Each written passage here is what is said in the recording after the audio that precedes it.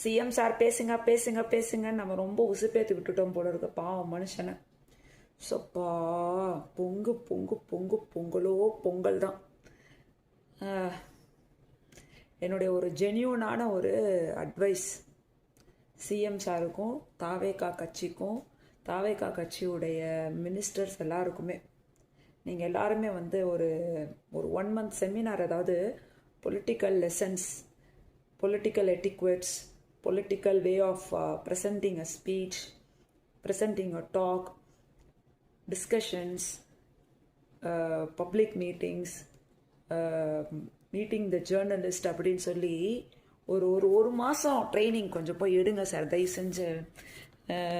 அதாவது எங்களுடைய காமன் பீப்புளுக்கும் தெரிகிற அந்த ஒரு பேசிக்கான விஷயம் கூட உங்களுக்கு இன்னும் தெரியலைன்னு நினைக்கும் போது கொஞ்சம் பயமாக இருக்குது. உங்களை சிஎம்மில் பார்க்கும்போது இன்னும் வரைக்கும் உங்களை பார்க்கும்போது எங்களுக்கு வந்து அந்த சிஎம் ஃபீலிங்கே வரலை சார், சத்தியமாக வரல.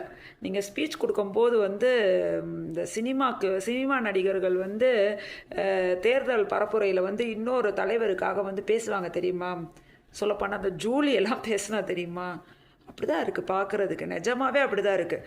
ஜூலியுடைய பொங்கலுக்கும் உங்களுடைய பொங்கலுக்கும் ஒரு வித்தியாசமும் தெரியலை, சத்தியமாக அப்படி தான் இருக்குது. உங்களுடைய மெச்சூரிட்டி லெவல் தெரியலை, உங்களுடைய இன்டலெக்சுவல் லெவல் தெரியலை. உங்களுடைய பேச்சில் நீங்கள் எந்த விஷயத்தை அட்ரஸ் பண்ணணுமோ, எந்த விஷயம் தேவையான விஷயமோ, நாட்டுக்கு எது தேவையோ அதை அட்ரஸ் பண்ணலை.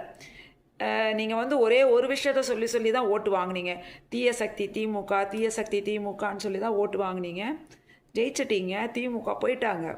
இன்னும் வரைக்கும் அவங்களே தான் பேசிகிட்டு இருப்போனா என்ன?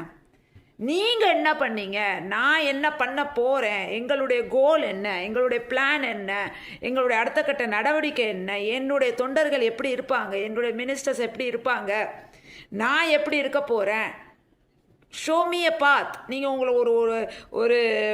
ஒரு பிளான் போட்டு காமிக்கணும் இல்லையா? இதுதான் எங்களுடைய அடுத்த கட்ட நடவடிக்கை, இப்படி தான் எங்களுடைய ஆட்சி போக போகுது, இப்படி தான் அமைய போகுதுன்னு. நீங்கள் பேசுகிறத பார்த்தா இப்படி தான் அமைய போகுதுன்ற மாதிரி இருக்குல்ல. இப்படி தான் நாங்கள் பேசிக்கிட்டே இருப்போம், தீய சக்தி திமுக பற்றி தான் கடைசி வரைக்கும் பேசிக்கிட்டே இருப்போம். மோடி வந்து நேருன்னு பேசுகிற மாதிரி விஜய் வந்து கடைசி வரைக்கும் ஸ்டாலின் தான் பேசிக்கிட்டே இருப்பாரா? வேறு எதுவுமே பண்ண போகிறது இல்லையா? உங்களை பேசுங்கன்னு சொன்னது இதுக்காகவா? You should take lessons. கண்டிப்பாக நீங்கள் வந்து லெசன்ஸ் எடுங்க. கொஞ்சம் வந்து நீங்கள் வந்து ஸ்டாலின் ஸ்பீச்சோ இல்லை வந்து நம்ம ஜெயலலிதா மேடமோட ஸ்பீச்செல்லாம் நீங்கள் போய் பார்க்கணுன்னு அவசியம் இல்லை. நீங்கள் வந்து கொஞ்சம் இன்டர்நேஷ்னல் லெவலில் இருக்கிற அந்த பொலிட்டிஷியன்ஸ்